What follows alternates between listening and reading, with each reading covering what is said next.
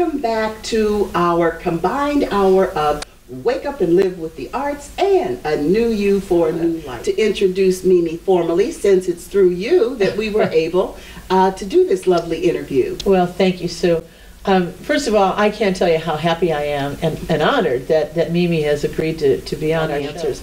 But I know that our viewers, anytime that we here in Cleveland get a chance to talk to a star, we're really happy about that. So, the first movie I was in. Yeah, that I would be able to see. That's a very good qualifier. Well, I mean, sometimes they don't even make that it to Pump the Up theater. the Volume, maybe, is the first one that hit the theaters. Pump Up the Volume, okay. Mm-hmm. And then Aaron Brockovich. Aaron Brockovich. Now, that was a wonderful thing you did in that one. Yeah, thank you. The really good scene I had with Julia Roberts had to be cut for time, but it is on the DVD. Oh, and is it? Steven Soderbergh does say I'm a wonderful actress, so Great. fine. Okay.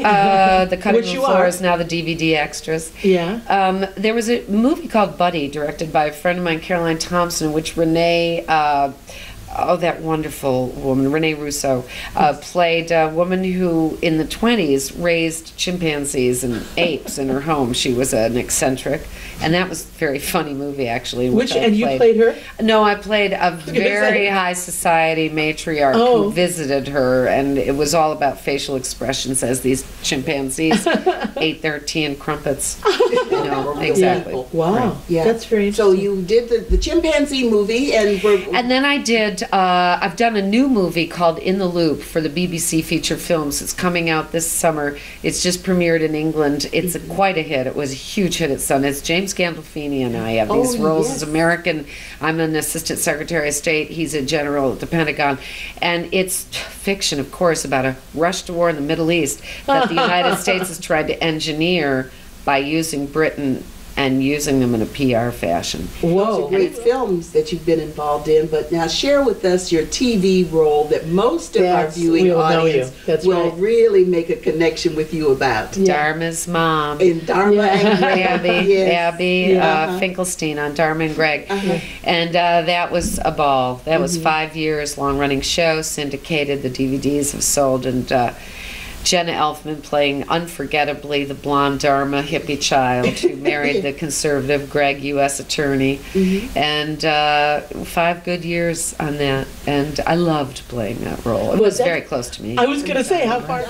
And so you're a part of the Progressive Democrats. Of America. Progressive Democrats. What I like about them is that they said, let's not reinvent the wheel. You look around, there's enough waste. Our resources, our time, our human time, and, let's use it more efficiently. Let's use it sanely. Let's not just blow out everything and get rich quick and then leave it all behind. So here's a political party sitting there, the Democrats.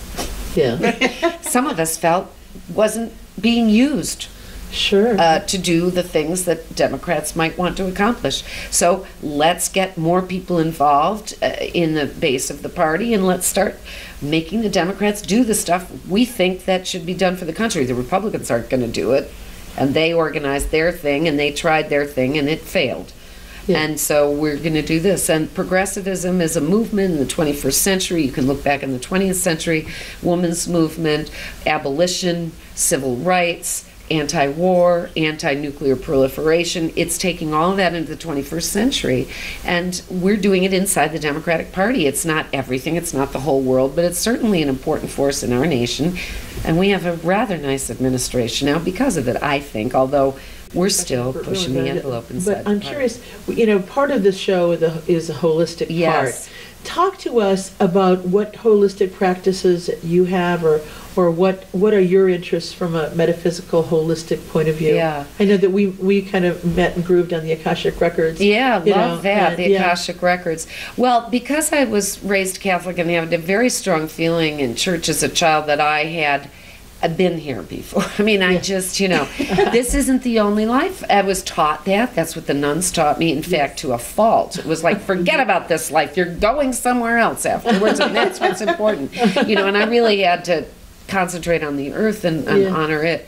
But in my soul, I know there's an eternal life. So what's that? I'm always questioning what's that. Sure. Even science tells us that M equals, E equals M, what is it? Matter. MC squared, right. So it's all one. It's a closed loop of this stuff, this energy. And so what holistic practice means to me now is to make sure that my body is at least flowing, you know, that I have breath and that I have a sense of circulation, that my spirit is flowing with something that I love, whether it's my children, my husband, the earth itself. I went and walked in the snow and felt ecstatic. But I also get very deeply depressed, as most people do, especially as an actress, when nobody's looking and I don't work for months on end. It's very hard.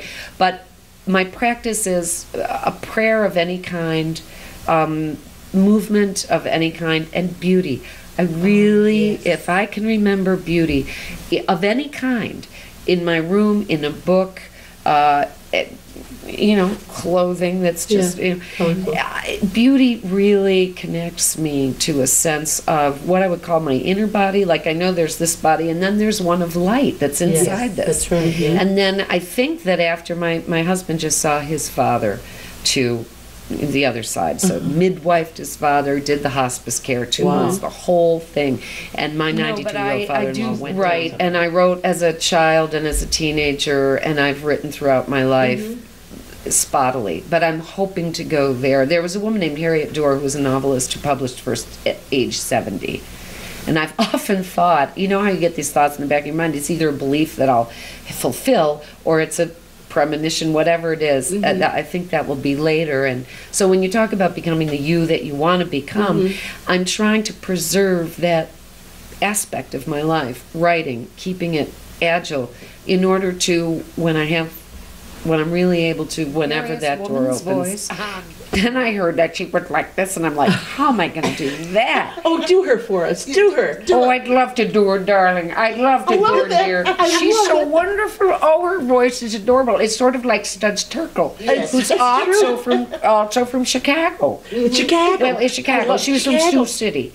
But both she and Popo Letterer, Popo Friedman, Phillips, Dear Abby, spoke like this. I swear. And I don't know how it looks like with me looking like this, but when I have all the makeup and the hair, it's something else. Oh, and it's an adorable voice. I can actually almost feel the energy of Ann Landers really integrate with yours. That's what happens. And I can actually see it's really helpful, because what I know, I mean, it's a sense that as not only do you welcome that essence of her within you, as an honoring, but you also bring her through with every stroke of the makeup, and it's almost like it's like it just descends, so that the calmness of who she is and all of her emotions, by the time you're done, are there. Exactly. I mean, that's just it's just so that's what I saw. And that's exactly what happens. Yeah, I was going to ask from the artistic side,